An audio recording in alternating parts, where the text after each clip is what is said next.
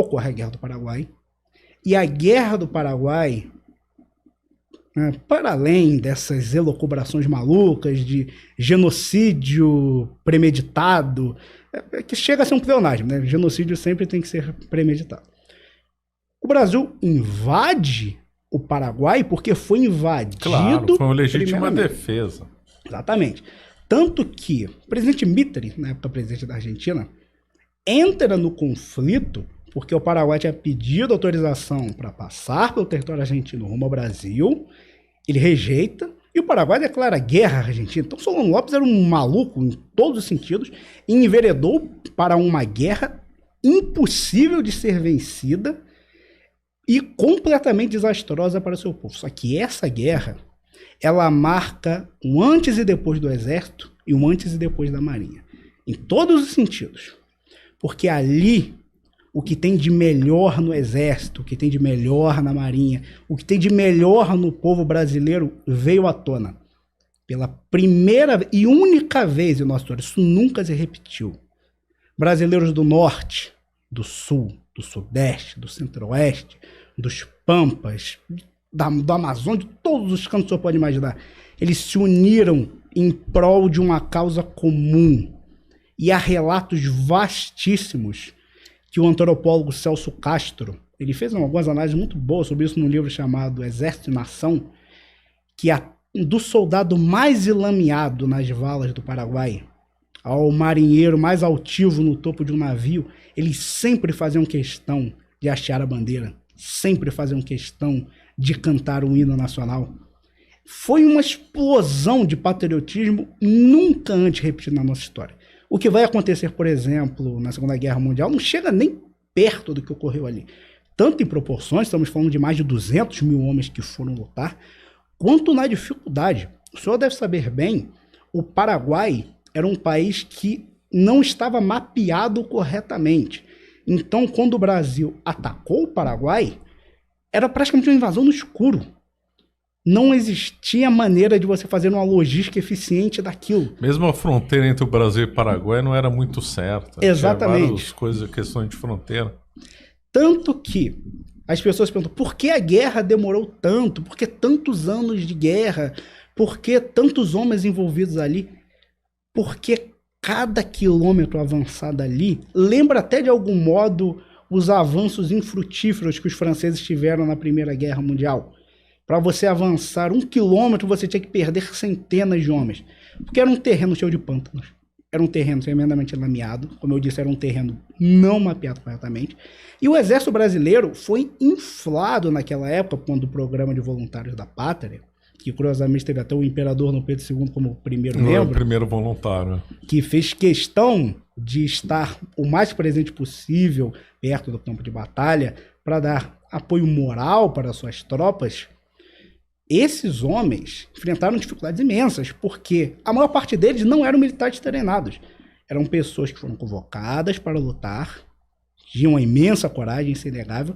Só que o exército paraguaio, muito menor, certamente, era um exército um tanto mais profissional, especialmente no começo da guerra. Tanto que a guerra ela vai se desenrolar com muita força em meados dos anos 1860, vai levar muito tempo para que o Brasil consiga vitórias efetivas. E a mais relevante delas, tem duas. Temos a Batalha Naval do Riachuelo. Riachuelo, clássico. Data magna da Marinha do Brasil. O maior triunfo naval da história desse continente.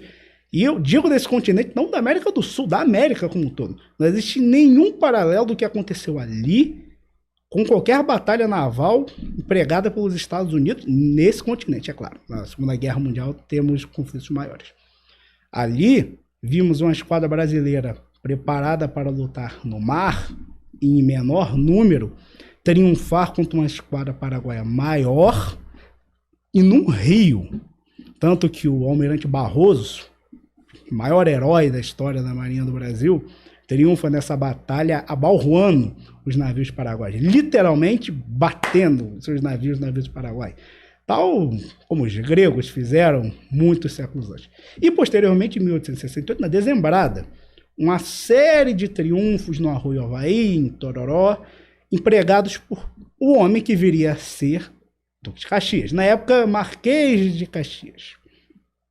Só que, pós-dezembrada, em 1º de janeiro de 1869, acontece a tomada de Assunção, capital do Paraguai. Aí vem de novo...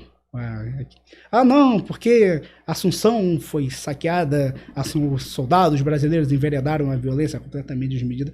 Primeiro, estamos falando de uma guerra. Não existe guerra 100% limpa. Não tem, isso não existe, nunca existiu, nem vai existir. Isso é uma tolice. Eu gosto de dizer que eu sou o maior inimigo que existe da romantização histórica.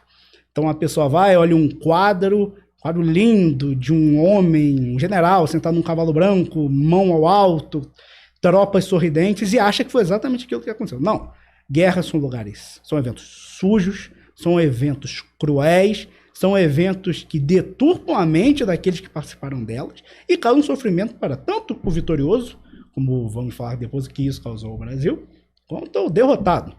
Só que é muito relevante ressaltar o desastre que vai se desenrolar em 1869, que vai descambar numa imensa quantidade de mortes de mulheres e crianças no Paraguai, é culpa do governo de Solon Lopes. Claro, ele tem total, ele é o único culpado dessa guerra. Para além de não querer se render, ele foi se reposicionando em outras partes do território, reunindo tropas e querendo continuar com a batalha. E aí que acontece um evento que é um ponto de inflexão na nossa história.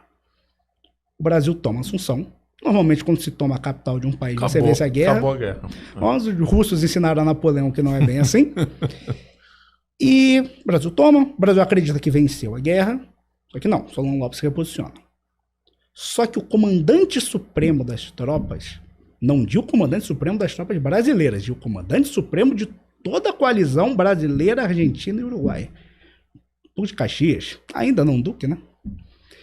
Ele informa ao imperador, ainda naquele histórico janeiro de 1869, que ele estava muito cansado pela guerra, que a guerra tinha custado muito a ele e que ele queria que ele fosse trocado do comando. O imperador responde: não, a guerra ainda não foi vencida, Solano Lopes continua vivo, a guerra continua e você continua no comando das tropas.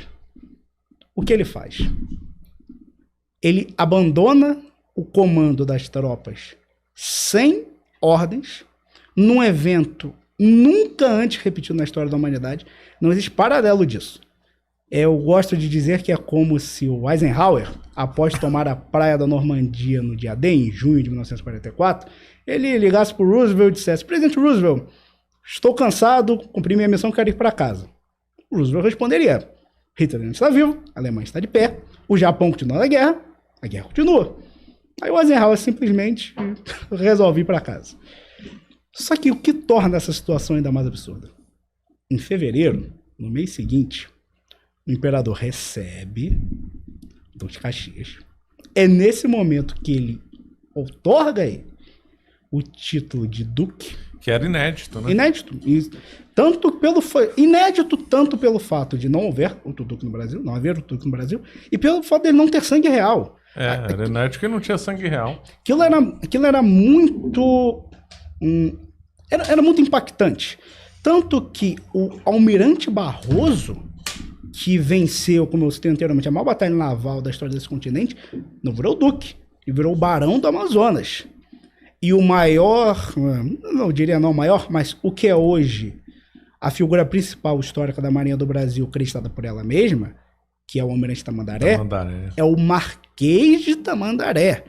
Então, Você reputa na guerra o Barroso superior ao Tamandaré? Tremendamente.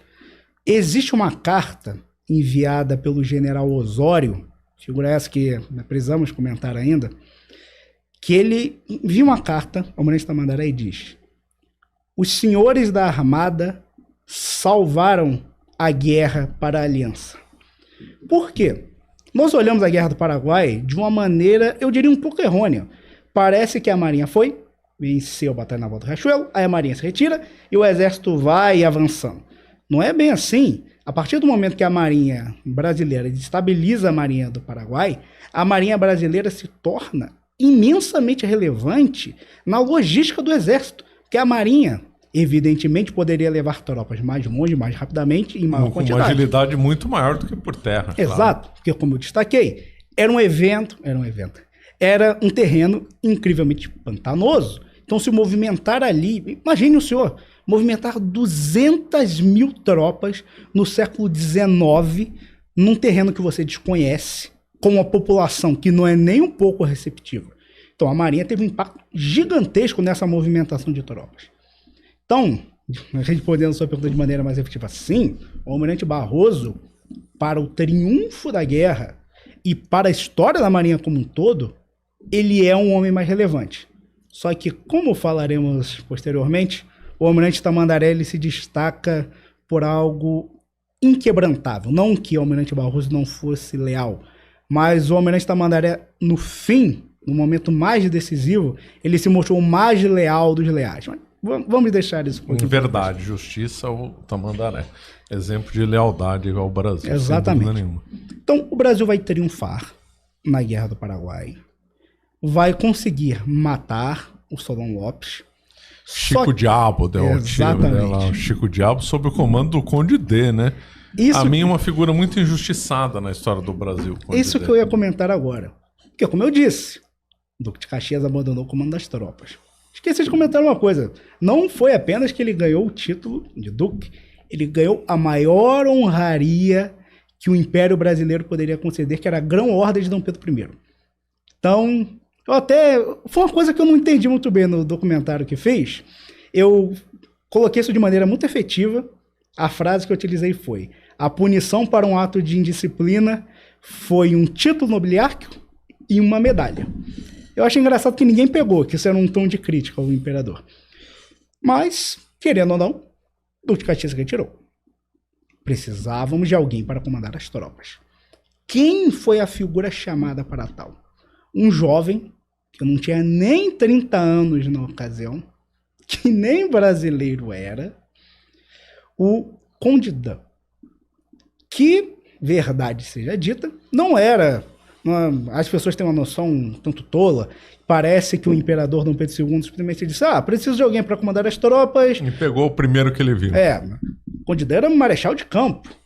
Era um homem imensamente conhecedor do que se de mais moderno no combate de guerra. Não podemos esquecer que algumas décadas antes, a grande armée de Napoleão varreu a Europa. Então, as táticas de guerra francesas eram muito valorizadas naquela época. E ele, como bom francês, era um grande conhecedor delas. E, mais importante, ele era um organizador extraordinário. Todas as pessoas que tiveram contato com ele durante o conflito falaram o quão assombroso era uma pessoa tão jovem ser tão altiva, ser tão nobre, no melhor sentido que essa palavra possa ter. E, acima de tudo, tão eficiente. Conde Dan comanda as tropas brasileiras na última grande batalha da guerra, Batalha de Campo Grande, que é uma batalha extremamente dantesca, não pela participação brasileira, mas por conta do que o Paraguai fez. Solon Lopes chega a ser até pouco crível quando você lê as fontes, mas você lê relatos de crianças... Crianças atirando, é inacreditável. E alguns casos de crianças que receberam barbas postiças para parecerem mais velhas, para estarem no campo de batalha. Pessoas essas que foram fulminadas pela cavalaria brasileira sem dificuldade alguma. E o Conde Dan, durante aquele histórico 1869, comanda o exército brasileiro com eficiência ímpar, tanto que o maior militar da história do exército brasileiro, General Osório, que lutava, isso não é hipérbole, isso não é metáfora, lutava lado a lado com suas tropas, ombro a ombro com seus homens. Na batalha de Arroio Havaí, ele foi ferido ao ponto da desfiguração, mas continuou mantendo o combate. Tanto que ele se encontra com o Conde Dan durante muitos eventos durante a guerra. Tanto que até o final de sua vida, ele nunca mais vai conseguir colocar botas. Porque ele vai sofrer, se eu não me engano, não lembro exatamente se é pé de trincheira, mas ele vai sofrer uma infecção terrível nos pés que vai impossibilitá-lo de usar botas até o fim da vida. Um homem imensamente corajoso, um monarquista imensamente leal. Na juventude ele era republicano, né? Depois ele mudou virou um grande monarquista. A história tem umas ironias assim, extraordinárias. Ainda falaremos hoje algumas ironias. Mas ele é um gigante. O General Osório é uma figura, assim, esplêndida do Brasil. Tanto que existe uma frase do General Osório. O General Osório morre 10 anos antes da queda do Império do Brasil. E ela é profética em inúmeros sentidos. Ele diz que seria um desgraçado aquele que tivesse pegado armas para defender uma nação, Brasil, e levantasse essas mesmas armas contra ela. Ele era sabedor do avanço do positivismo dentro do exército. Mas ele acreditava, não sei se ingenuamente, tolamente, ou tendo uma visão um tanto idílica da coisa, de que o exército brasileiro não se corromperia. Iria pelo positivismo, né? Mas acaba a guerra. Estamos em 1870. O Império do Brasil acaba enfrentando uma situação financeira muito complicada, porque os gastos com a guerra são gigantescos. Hoje em dia, é que as pessoas não têm muita noção do quão complexo é você manter uma guerra. Imagine o senhor, 200 mil homens que têm que ser alimentados, receber munição, precisam de algum tipo de cuidado psicológico, minimamente que seja, para que eles não sucumbam mentalmente ali. Homens esses que vão ser mantidos ali por anos, de maneira total, constante. Então isso é muito caro. Tanto que o Brasil vai tomar empréstimos com um certo banco que até voltaria no começo do século XX, o Banco Rothschild. Tanto que o Lord Byron, ele tem uma frase maravilhosa sobre isso. Lord Byron diz, ele era contemporâneo, né? Ele dizia que os Rothschild tinham o poder de colocar alguém num trono ou tirar a sua coroa. Aqueles que erguem impérios ou os derrubam. É profético, de várias maneiras, podemos dizer. Você acaba de assistir um corte do Caravelas Podcast. Na tela está aparecendo o episódio completo e outro corte. Muito obrigado pela atenção.